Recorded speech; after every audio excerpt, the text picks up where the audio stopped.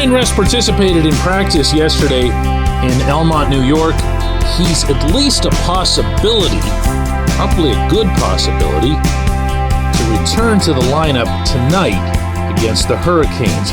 This is good news. Good morning to you. Good Thursday morning. I'm Dejan Kovacevic of DK Pittsburgh Sports. This is Daily Shot of Penguins. It comes your way bright and early every weekday if you're into football and or baseball. I also offer daily shots of Steelers and Pirates in the same place that you found this. Penguins versus Hurricanes is a 7:08 p.m.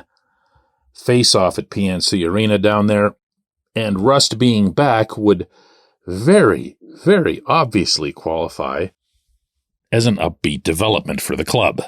And I certainly don't intend for anything I'm about to say to be interpreted in any other way.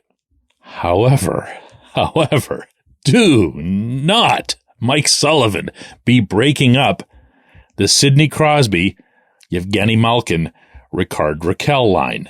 There is not anything that'd be worth that, including the balance that he's often talking about, that he'd love to establish across his forward lines.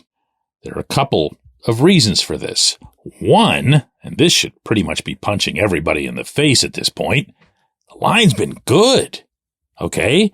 And not only has it been good, but it's brought the best in terms of visible, tangible energy out of both Sid and Gino, when through the first 10 games, it wasn't always there. It was there on the night that Gino got his 500th goal, and then not a whole lot in the other 9 games. With both of them out there, and with Raquel performing as well as he is, and fitting in as well as he is, you've seen it bring out the best in all 3 of them. It's as if they're out there challenging each other, pushing each other, keeping up with each other.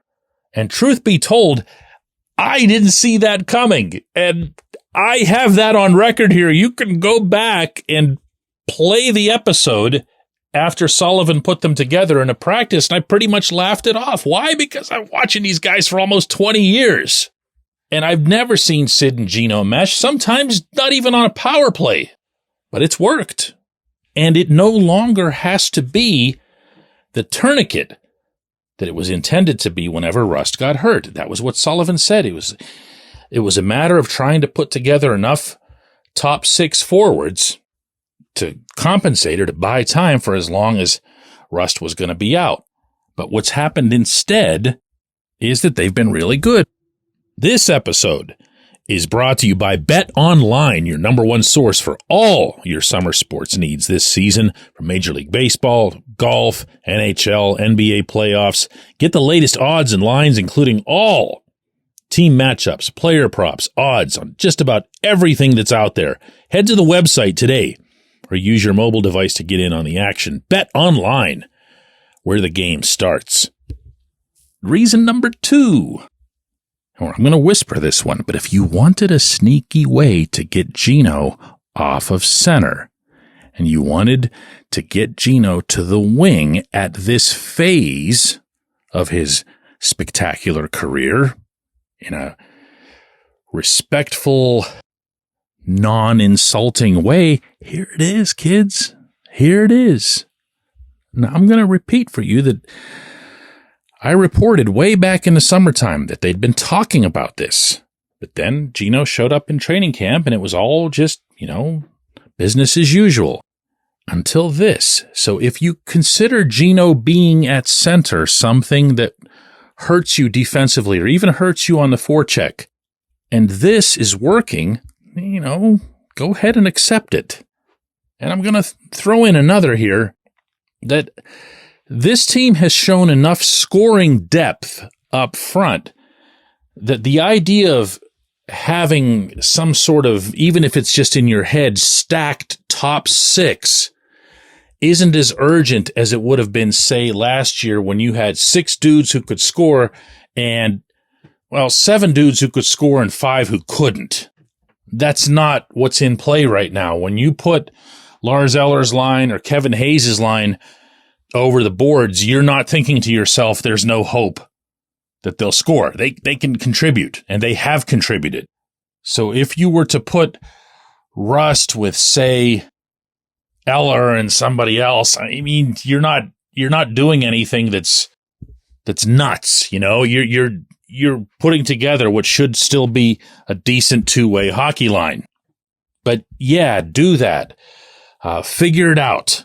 If that means easing Rust back in, and this has happened before when he's come back, he gets hurt quite a bit.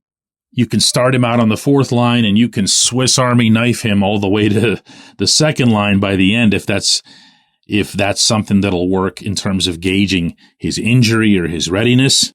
But what you don't want to do, oh my God, on so many levels, what you don't want to do is to take Sid and Gino back to where they were for the better part of the first 10 games.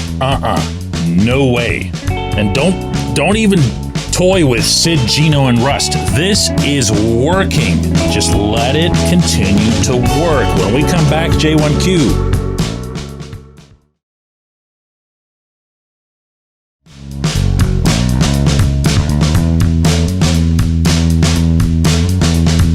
Today's J1Q comes from Peter, and it's in response to my opening segment yesterday about the Penguins just relentlessly and sickeningly, really, blowing 2-goal leads.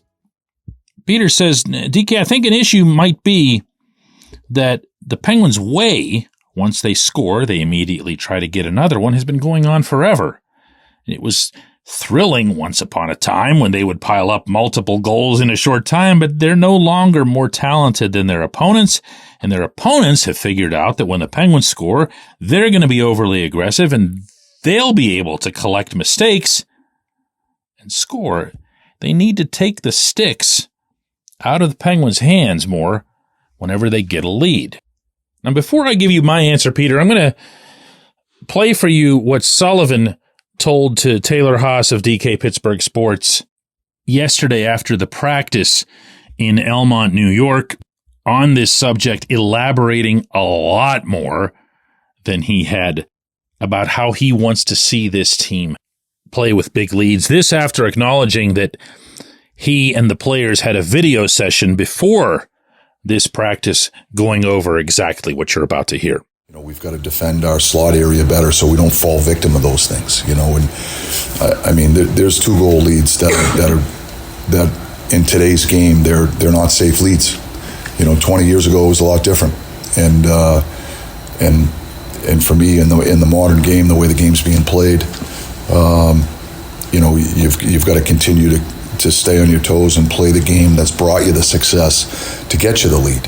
You know, I think when you're playing in those situations in the third period, I do think managing the game is an important aspect of it. Just situational awareness. You know, you don't have to manufacture things when they're not there. Don't force plays. I thought we could have done a better job putting pucks below the goal line in the third period that would have helped us get momentum and establish more offensive zone time.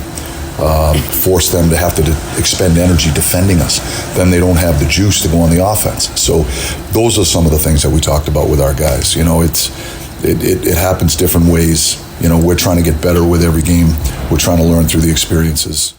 Okay, there's not anything new in there. There's not a fresh concept. There's not a potential change of approach or priority or anything in there. What you heard was the same thing you've heard from Sullivan really since he took over. He believes that the best defense that any team can play is to hold on to the puck and to do so at the far end of the rink. And you want to know something? He's right. But you want to know something else? He's also wrong, because concepts don't win games. Not when those concepts aren't a match for either the talent at hand or even just the personalities at hand.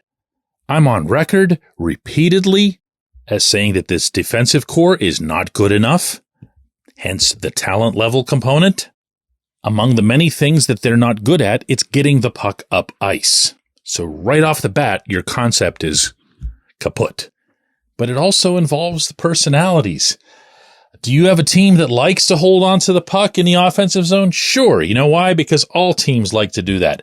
Are they good at it? Yes. one line is really, really good at it.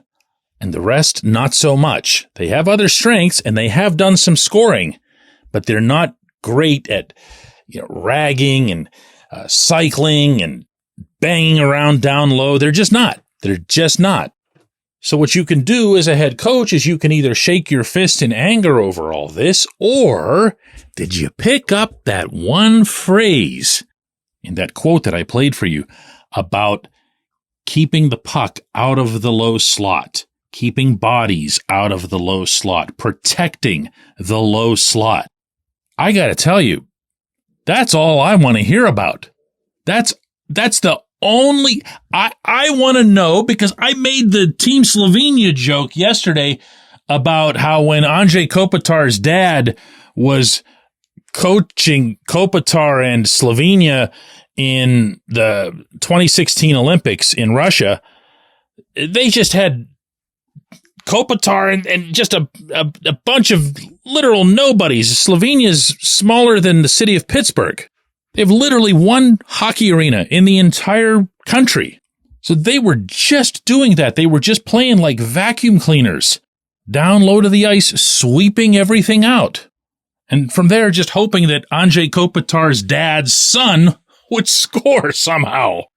That's what I want to hear about. That's the drill that I want to see in practice. Because that's the shortcoming. The whole playing on the right side of the puck and all that stuff, that's fancy speak for just be better at being Team Slovenia. I appreciate the question. I appreciate everybody listening to Daily Shot of Penguins, especially all you Kopitars over there in Ljubljana. You know who you are.